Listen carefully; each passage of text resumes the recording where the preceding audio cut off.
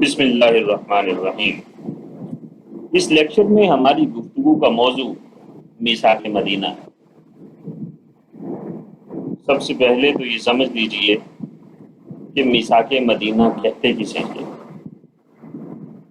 آسان الفاظ میں اگر میں اس بات کی وضاحت کروں تو میثاق مدینہ ایک معاہدہ تھا جو مکہ میں مسلمان رہتے تھے۔ جب وہ مدینہ ہجرت کر چکے تو رسول اللہ صلی اللہ علیہ وسلم نے مدینہ میں رہنے والے جو اکائیاں تھیں ان کو متحد کر کے ایک معاہدہ ان کے درمیان تشکیل دیا، سب کو ایک معاہدے میں جوڑ دیا، جس کی وجہ سے تمام لوگوں کو کچھ حقوق اور کچھ ذمہ داریاں اپنے اوپر لینا پڑی۔ کچھ حقوق بھی حاصل ہوئے، کچھ ذمہ داریاں بھی عائد ہوئیں، جس کی وجہ سے مدینہ کا جو ایک ریاستی نظام تھا اس کا ایک بنیادی ڈھانچہ سا، ایک بنیادی آئین کہہ لیں آپ اس کو، وہ اس کی ابتدا ہوئی اور مدینہ کے نظم و نسق کو سنبھالنا بہت آسان ہو گیا۔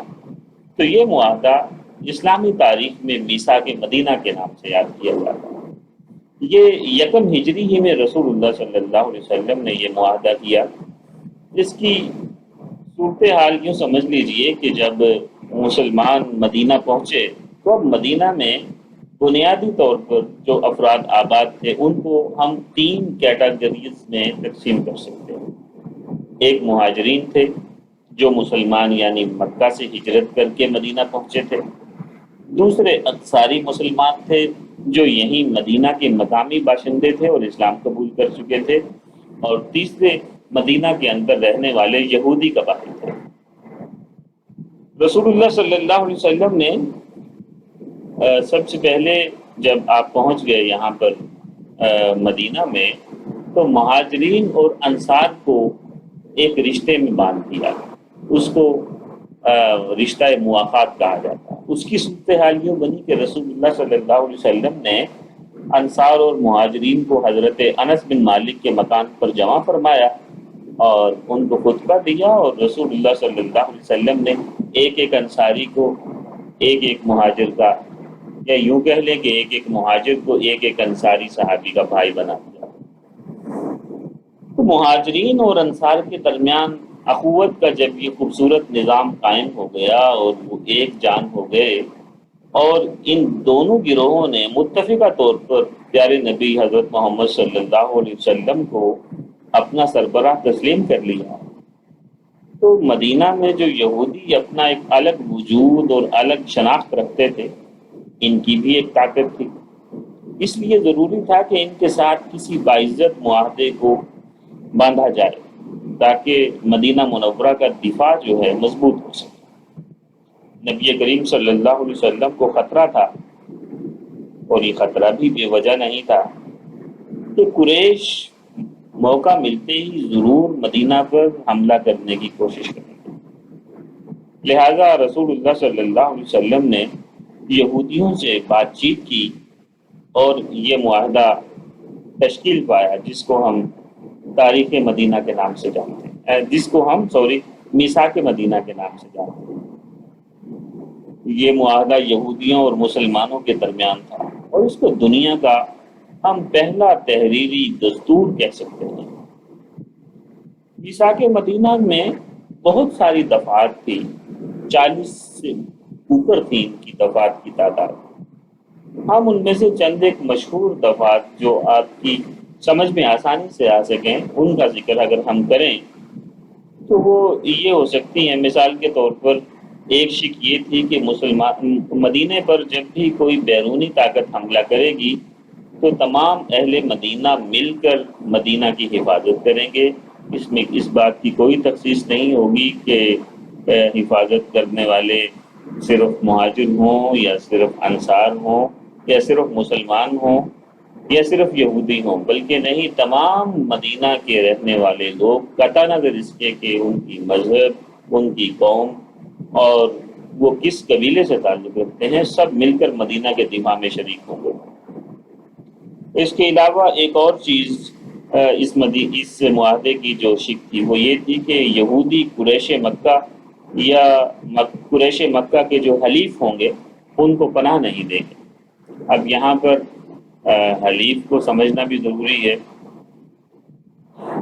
عرب کے قبائلی سسٹم میں حلیف کا ایک نظام رائج تھا، آپ یوں سمجھ لیں کہ مختلف قبیلے ایک دوسرے کے حلیف بن جایا کرتے تھے۔ حلیف کا مطلب آسان لفظوں میں آپ دوست سمجھ لیں، یعنی ایک قبیلہ دوسرے قبیلے سے یہ معاہدہ کر لیتا تھا کہ جب مجھ پر اگر کوئی مشکل وقت آئے گا تو تم مجھے سپورٹ کرو گے، اور جب تم پر کوئی مشکل وقت آئے گا تو میں تمہیں سپورٹ کروں گا۔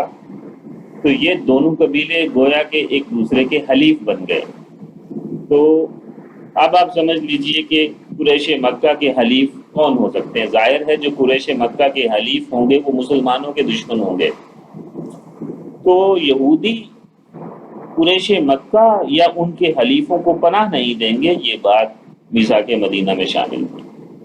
اسی طرح یہ بھی شامل تھا کہ اگر مدینہ کے فریق آپس میں لڑ پڑیں اور آپس میں اپنے معاملے کو سیٹل نہ کر سکیں، کوئی فیصلہ نہ کر سکیں، تو حتمی فیصلے کا اختیار پیارے نبی حضرت محمد صلی اللہ علیہ وسلم کو حاصل ہوگا۔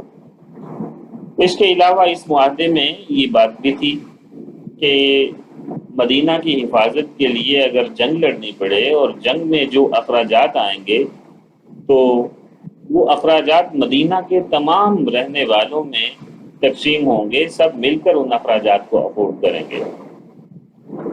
اسی طرح یہ بھی تھا کہ یہودیوں کے جو حلیف ہیں وہ مسلمانوں کے بھی حلیف سمجھے جائیں گے، اور جو مسلمانوں کے حلیف ہوں گے یہودی بھی انہیں اپنا حلیف سمجھیں گے، مطلب ان کے خلاف کوئی کارروائی نہیں کریں گے۔ اس معاہدے کی ایک اور بہت خوبصورت شک تھی کہ مظلوم کی مدد کرنا تمام فریقین پر فرض ہوگی، سب پر لازم ہوگی۔ اسی طرح ایک اور شک تھی کہ مدینہ کے اندر لڑائی کرنا، جنگ و جدل کرنا یہ حرام ہوگا۔ ایک اور شک یہ تھی کہ تمام فریقین کو مذہبی آزادی حاصل ہوگی اور کسی فریق کو یہ حق حاصل نہیں ہوگا کہ وہ دوسرے فریق کے مذہبی معاملات میں دخل اندازی کرتا پھرے۔ اسی طرح ایک اور میثاق مدینہ کی شک یہ تھی کہ خون بہا اور فدیے کے فیصلے جس طرح سے سابقہ روایات کے مطابق چلے آتے ہیں وہی سلسلہ جاری رہے گا، اور انہی روایات کے مطابق آئندہ بھی ہوا کریں گے۔ اور ایک اور شک یہ تھی کہ فریقین میں سے جب کوئی ایک فریق تیسرے فریق سے صلح کر لے تو پھر دوسرا فریق بھی اس میں شامل ہو جائے گا۔ اسی طرح ایک اور شک یہ تھی کہ اس معاہدے کی آڑ میں کسی مجرم یا ظالم کو کوئی فائدہ حاصل نہیں ہو سکے گا۔ اور بھی بہت ساری شکیں تھیں، جیسے کہ میں نے پہلے بتایا کہ 40 سے اوپر شکیں تھیں اس معاہدے کی۔ ہم سب کو یہاں ذکر نہیں کر سکتے، وقت کی قلت بھی ہے، اور ہماری گفتگو پھر بہت طویل ہو جائے گی جس کا یہ لیکچر متحمل نہیں ہو سکتا۔ اس لیے اب چند ایک فائدے آپ کو بتا دوں کہ میثاق مدینہ جو مسلمانوں نے یہودیوں کے ساتھ یہ معاہدہ کیا، اس کا فائدہ کیا ہوا؟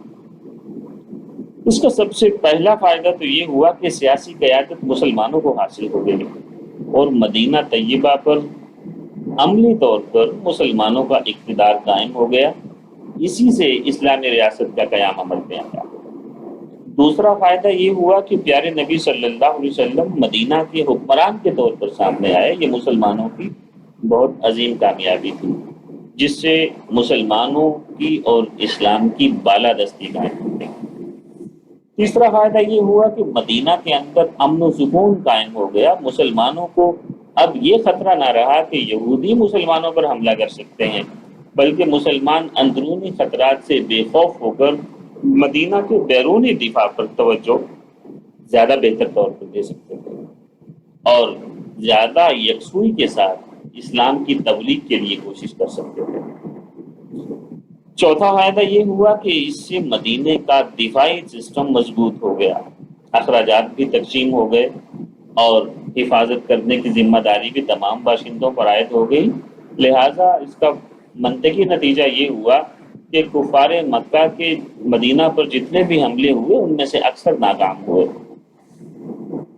اور اس کا پانچواں فائدہ اگر ہم ذکر کریں تو تمام اہل مدینہ نے متفقہ طور پر قریش مکہ کو ایک مخالف فریق کے طور پر معاہدے کی روح سے شامل کر لیا۔ اس کا ایک فائدہ یہ ہوا کہ اب اعلانیہ طور پر مدینہ کے قبائل میں سے کوئی بھی قبیلہ قریش کی حمایت نہیں کر سکتا تھا، کیونکہ معاہدے کی یہ شک ہم یہاں بیان کر چکے کہ معاہدے میں یہ چیز شامل تھی کہ یہودی قریش مکہ کو یا ان کے حلیفوں کو پناہ نہیں دیں گے۔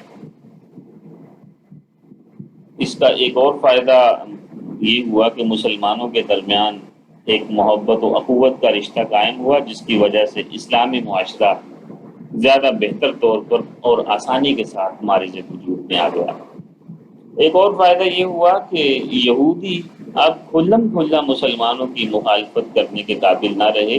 اس لیے ہم بعد میں دیکھتے ہیں کہ یہودی مسلمانوں کے خلاف چھپ کر خفیہ سازشیں تو کرتے رہے، لیکن انہیں کافی سالوں تک یہ ہمت نہ ہو سکی کہ مسلمانوں کے خلاف کھل کر کوئی عملی طور پر جنگی قدم اٹھا سکیں۔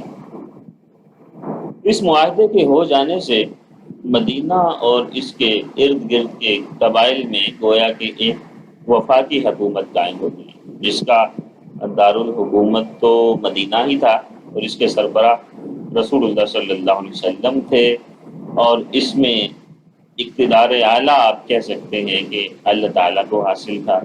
اسی طرح یہ ریاست، یہ چھوٹی سی ریاست ترقی کرتے کرتے دنیا کی ایک عظیم ترین ریاست کے طور پر سامنے آئی۔ آپ دیکھیں کہ اس کے کچھ ہی سالوں بعد جب حضرت عمر فاروق رضی اللہ تعالیٰ عنہ اسلامی ریاست کا انتظام سنبھالتے ہیں تو اس وقت وہ ریاست جو مدینہ کے 3 گروہوں کے باہمی معاہدے کے نتیجے میں وجود میں آئی تھی، اس وقت حضرت عمر فاروق کے دور میں اس ریاست کا ایریا 25 لاکھ مربع میل تک پہنچ چکا تھا۔ تو یہ ایک مختصر سا جائزہ تھا جو رسول اللہ صلی اللہ علیہ وسلم کے انقلابی قدم، جس کو دنیا میثاق مدینہ کے نام سے جانتی ہے، اس کا ہم نے آپ کے سامنے پیش کیا۔ انشاءاللہ مزید آنے والے لیکچرز میں رسول اللہ صلی اللہ علیہ وسلم کے حکمت انقلاب کے جو مزید انقلابی اقدامات ہیں ان کا ذکر جاری رہے گا۔ اللہ تعالیٰ سیرت نبی کے انوار سے ہمیں منور فرمائے۔ آمین۔ وآخر دعوانا الحمد للہ رب العالمین۔